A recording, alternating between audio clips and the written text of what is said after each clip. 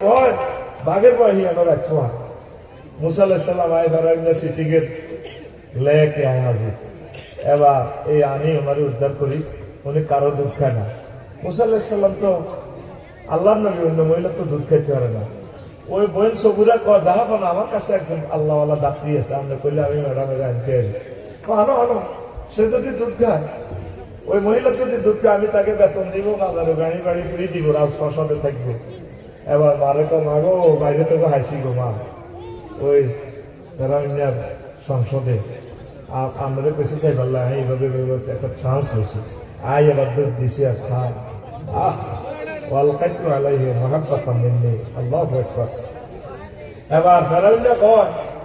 madam আপনার বেতনও আছে তারপর আমরা আবার থাকবেন সব ফ্রি এখন মা ভিতরে দুধ খাবার খরচ না তো এমনিতে বেতন নেয় তাফসীরে জামিউল আহকাম